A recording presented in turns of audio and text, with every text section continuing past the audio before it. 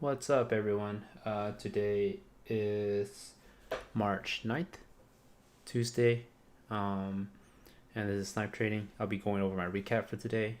Today, I'm up a total of $178, trading a couple tickers here. Started the morning pretty dry. Feel like there was a lot of opportunities, but I've missed a handful of them. So I took most of my trades during the end of the day and after hours. So let's get started. But before I get started, be sure to hit the subscribe button and like button and follow me on my Twitter. So let's start from the top. So so the first one, SOS. So this was an after hour trade. It was a quick little scalp. You can see this support. Let me make this bigger. So you can see this kind of support became resistance. And then I saw it was trailing this 15-minute trend. And then creating these higher lows. And then there's this flag break for this inverted or cup and handle break. So I went ahead and took that break. Went ahead and sell. Also, SOS follows closely with the Bitcoin. So I had a Bitcoin chart up, and while it was breaking out, I was also taking along here. But it was a quick little scalp. Could have tried it a little better. But yeah, it was a quick little trade. And then I saw it kind of retesting the 15-minute trend and then going for the breakout again. And then, yeah, could have tried a little better, but I'm happy with my win for $125 on SOS. Next trade was SINT. So SINT had, I feel like it was just trading within a channel the whole day. So it's a little, I guess, still difficult to trade these type of stocks. But I made a trade after hour here. So I think I took a pretty much even trade here. Or a small loss, like a $40 loss or so. Then I made it back after it tested the 30-minute trend, and then having this cup and handle broke. I took it along there with my wrists off of the 30-minute, 15-minute trend or prior low. Then I just sold into the push here, and then the volume started drawing out, so I just took it all off. That's a $90 win on SINT. Next trade is SNDL. SNDL was a short play, and you can see it was getting extended on the 1-minute trend here.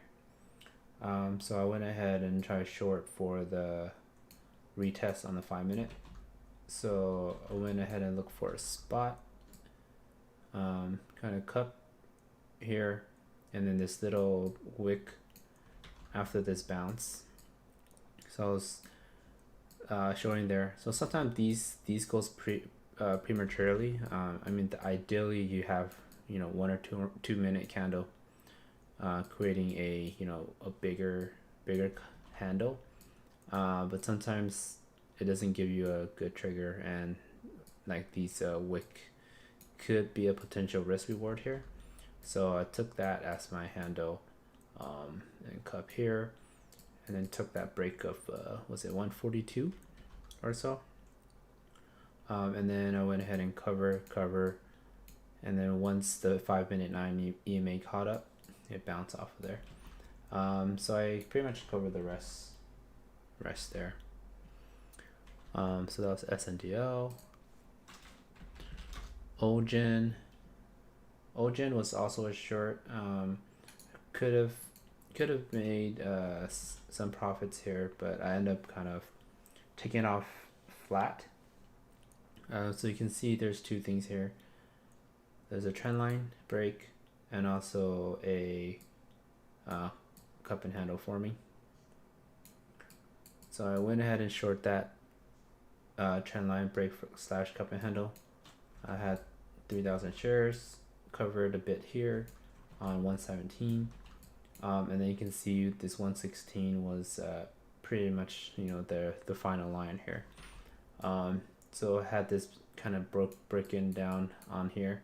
I think you would have washed, but the hourly trend started to catch up and it pretty much tested, so it's kind of bounced off there.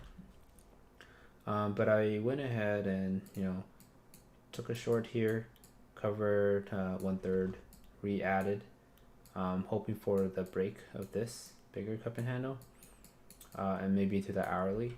But it ended up holding and I just took it off flat there on my ads and pretty much the rest of my shares. So that was a small win, $17, $16. Next trade is XELA. So I didn't trade this at all in the intraday, but there were some potential spots that could have worked. Like this flag would have been too wide, so you might need to pick a flag within a flag spot to trade.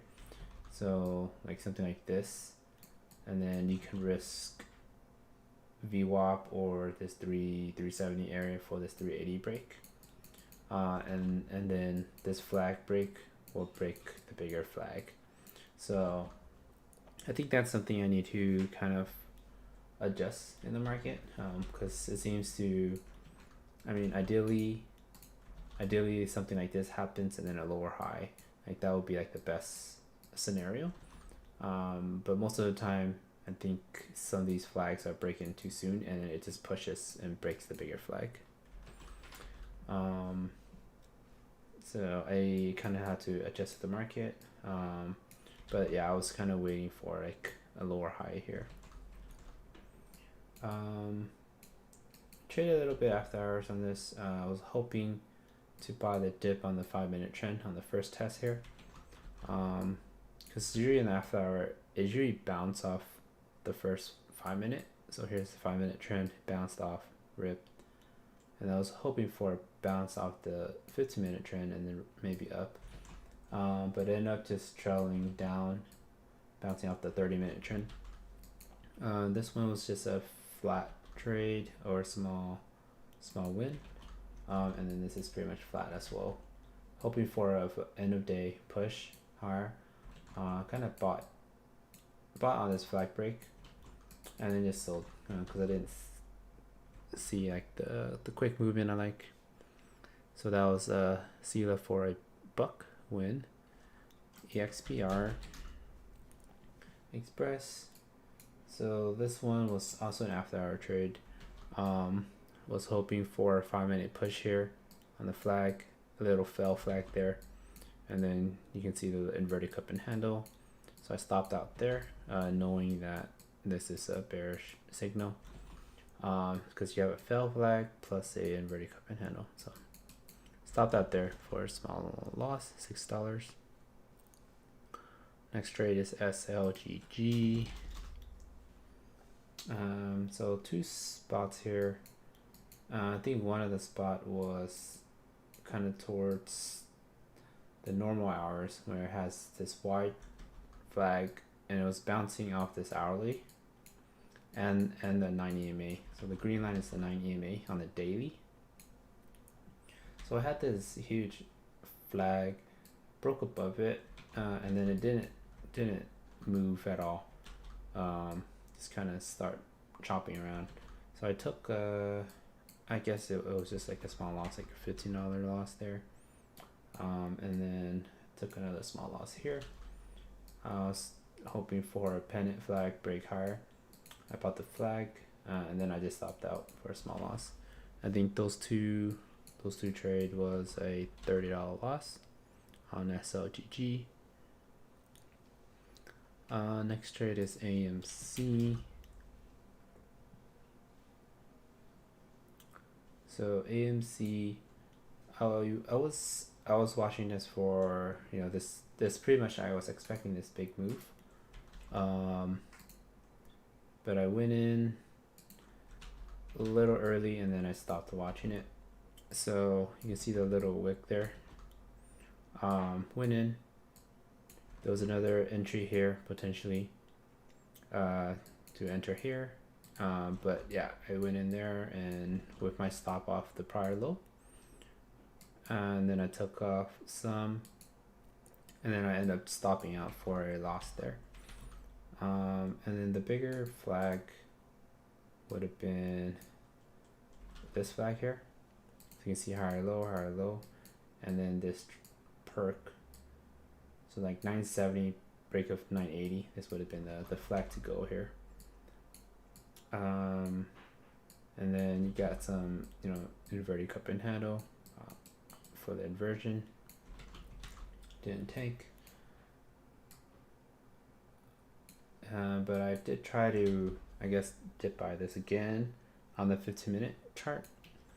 So I was seeing it holding once, holding twice. So I did bought this for the test up the 5-minute, and it did test it. I think it just took a small win on this. It was like, you know, $20 or so. But it put me up a total or down $46, like a small win here, and I took a loss earlier. And my last trade, biggest loser today was INVO. INVO was, I was also watching this for a flag off VWAP. So I think it was this flag. I think I went in a little too early, so I saw it was holding VWAP here. I bought the flag there, and I ended up just stopping out. I eventually tested the 5-minute 90 EMA and pushed a little higher. But all in all, it looks like it may have another leg up the next day. But yeah, so that was my trades for today. Up a total 178, trading 8 stocks. Yeah, I feel like the market's slowly coming back. The volume is coming back, and there are a lot more runners. Just hopefully I need to adjust to get in a few of these trades and not miss some of these trades, but yeah. So yep, thank you for watching as always. Don't forget to hit the subscribe button and like. Thank you. See you tomorrow. Goodbye.